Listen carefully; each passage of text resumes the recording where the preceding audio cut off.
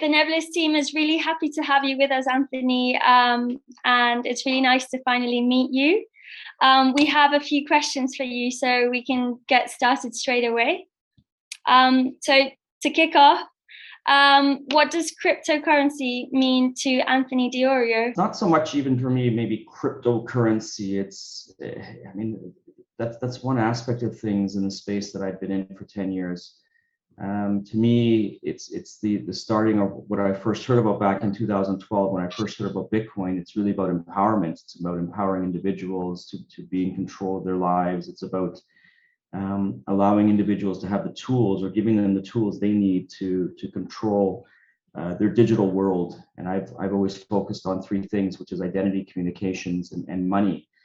So I think cryptocurrency enables all three of those things to come to play, with the ability for people to be involved in a global system that is inclusive and allows them to participate, where for so many people in the world it just doesn't exist to have financial services and to have the ability to enter a global economy, just because the infrastructure and for billions of people around the world may not be in place for them to have the traditional systems or the financial services that we're so used to. So it means opportunity, it means empowerment, it means inclusiveness. There's so many different aspects that I can see with the word cryptocurrency, or speaking to it in terms of Bitcoin may be a bit different than speaking in terms of Ethereum. So it's very encompassing, but it means many different things to me. And it was a light went off when I learned about cryptocurrencies back in 2012, and it was coming off the heels of a financial crisis that had hit the U.S. and trying to study about the economics of what had happened, and learning more about economics is what I was doing around that time in 2010, 2011.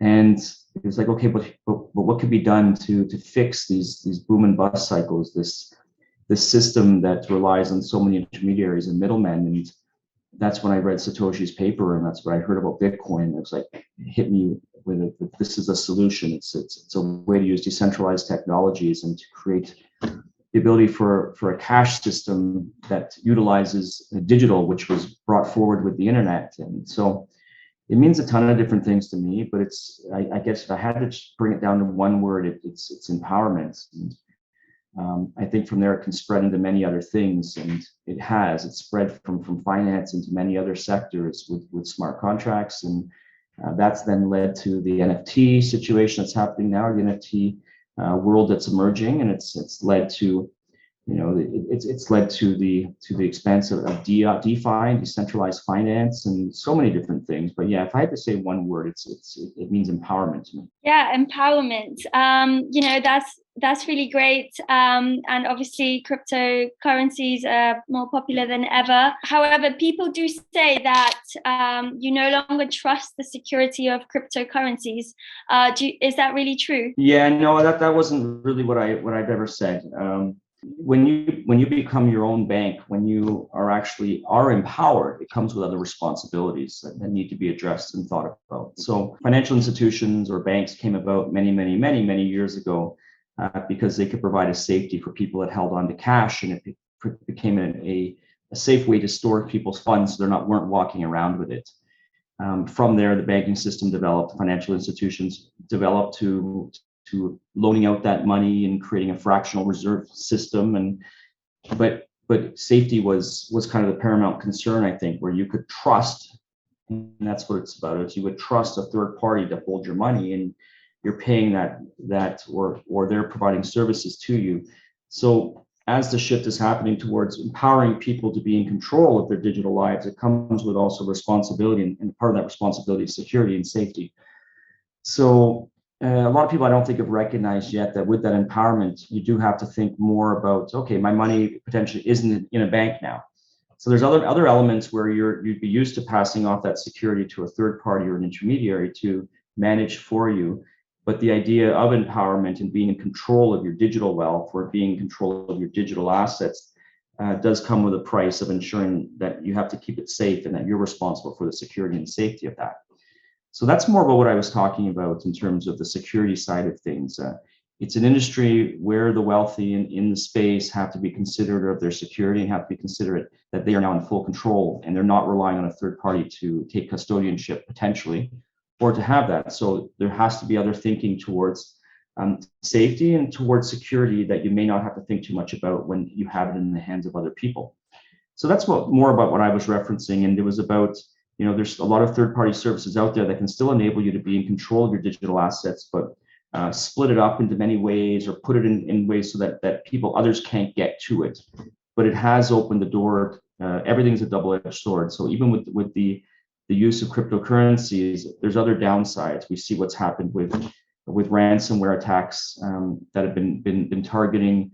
And that's just one of the things that people need to be considerate of and need to be more cautious and careful because of the features or certain the features of the products also can potentially lead to things that people need to be more concerned about. So that's what I was speaking about more on the security and the safety side is with more responsibility, you also have to have more things that need to be thought about. So when you have the power to be in control, you also have to be aware of that also comes with other added risks and other things that need to be considered of. What about your physical security? Is this something that has been affected since you've been involved in the world of cryptocurrencies as well? Yeah, definitely. I remember, years ago, 2013, 2014, speaking with other colleagues, there would be a definite, we envisioned a real need for a specialized security services to be developed because you would have these crypto wealthy folk that would need to think about things a little bit differently. So yeah, I've had personal security for